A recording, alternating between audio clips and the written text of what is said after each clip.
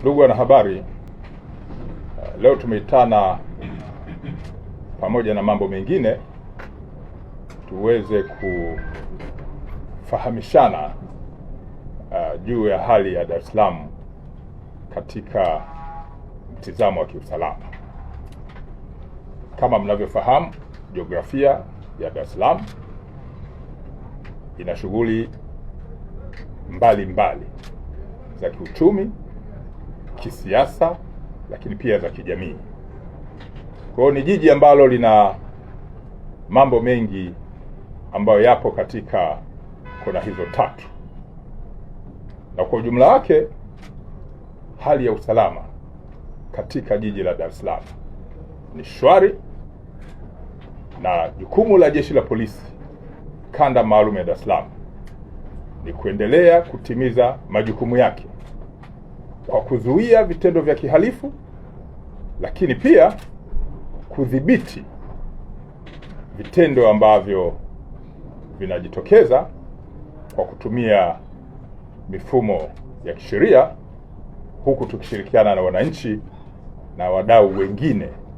wa masuala ya kiusalama. Napenda kuwataarifu pia katika kushughulika na kazi hizo, kazi mbalimbali zimeendelea kufanyika za kuzuia, lakini kuwakamata watuhumiwa, na mwisho kwenda kwenye mamlaka zingine za kisheria ikiwemo ofisi ya mashtaka na baadaye kwenye mahakama za kisheria zilizo katika jiji letu la Dar es Salaam. Mambo mbalimbali yamefanyika kwenye ofisi hizo kwa sababu sisi tunafuatilia pia, na napenda kuwaarifu kuwa jeshi hili Kanda Maalum ya Dar es Salaam tarehe 20 mwezi wa 4 mwaka huu wa 2026 eneo la Ubungo, jeshi limewakamata watuhumiwa 37 ambao wanatuhumiwa kufanya makosa mbalimbali yakiwemo makosa ya kimtandao,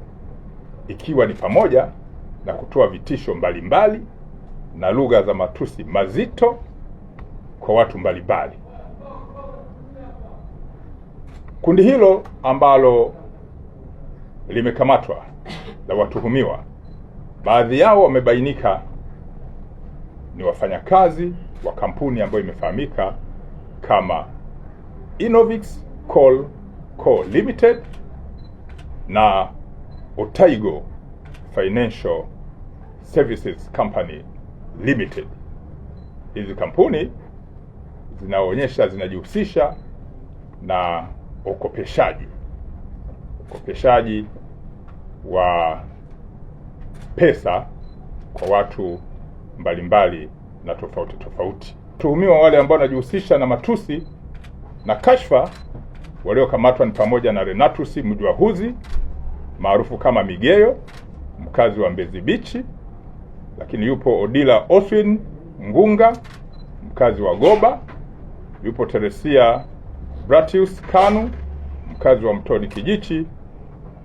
wakiwa na wenzao 34. Hawa hatua zaidi za kisheria ikiwa ni pamoja na kuwapeleka kwenye mamlaka za kisheria zitachukuliwa. Na kati ya mwezi Machi hadi Aprili mwaka huu wa 2026, baadhi ya watuhumiwa waliokamatwa na kufikishwa kwenye mifumo mingine ya kisheria na wakapatikana na hatia ni pamoja na Hashim Kasim Duma, huyu ni mkazi wa Kimara ambaye amehukumiwa na mahakama ya wilaya ya Ubungo kifungo cha maisha jela kwa kosa la kulawiti. Haya ni makosa ambayo ni mabaya kabisa ya kikatili ambayo Jeshi la Polisi kwa kushirikiana na mamlaka zingine za kisheria wamekuwa wakishughulika nayo, na wengi wao baada ya ushahidi kutolewa wamepatikana na hatia, wengine vifungo vya maisha, lakini wengine vifungo vya miaka 30 jela. Wito wetu sisi Jeshi la Polisi kwa wananchi, kwanza ni kuendelea kutoa taarifa mbalimbali ili tuweze kuzuia vitendo vya kihalifu. Lakini pili tunawataka wananchi ambao wamekuwa wakitoa taarifa zinazohusiana na makosa ya kijinai waweze kufika kwenye vyombo vya kisheria, ikiwa ni pamoja na mahakama, waweze kutoa ushahidi wao mahakamani. Na mwisho, sisi jeshi la polisi tumeendelea kusisitiza katika mifumo yetu kujenga tabia za maadili ya kazi zetu za kutoa siri za watu wanaotoa taarifa kwenye vituo vyetu vya polisi, lakini kushughulika na mashauri yanayofikishwa kwenye vituo vyetu kwa weledi na kuhakikisha kwamba yanafikishwa kwenye vyombo vingine vya kisheria ili hatua zingine za kisheria ziweze kuchukuliwa. Kwa hiyo makosa ya unyang'anyi kwenye takwimu ambazo nimezieleza hapa yamepungua. Makosa ya unyang'anyi wa kutumia nguvu yamepungua. Makosa pia haya ya ukatili dhidi ya watoto yamepungua, lakini yanapungua pale tu wananchi wanapotoa ushirikiano wa kuzitoa taarifa mapema, lakini kukubali kwenda kutoa ushahidi mahakamani ili mifumo hii ya haki jinai iweze kufanyika vizuri kama inavyotakiwa. Mara kadhaa umekuwepo msemo wa kisheria wa kutaka kuona haki ikitendeka katika kushughulika na haya makosa ya kijinai, lakini sio kutendeka tu, inatakiwa haki ionekane. Kwa hiyo ukiangalia taarifa ambayo nimeitoa ambayo ni ndefu hapa, mtaona watuhumiwa gani waliokamatwa kwa makosa gani, kina nani baada ya kutolewa ushahidi, nini kimefanyika na kinaonekana kwa mfumo wa kisheria. Na hilo ndilo jambo ambalo sisi Polisi Kanda Maalum ya Dar es Salaam tunalisisitiza kwamba tutaendelea kuzuia vitendo vya kihalifu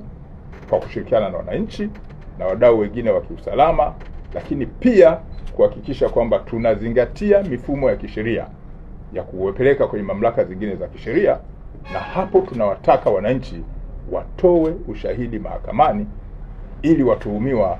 waweze kutendewa haki kulingana na ushahidi ambao unakuwa umetolewa pale mahakamani. Kwa hiyo kesi za kulawiti, kesi za kubaka, kesi za unyang'anyi ambazo taswira yake inajengeka kwamba Dar es Salaam kuna nini, mbona panatulia kwa kasi,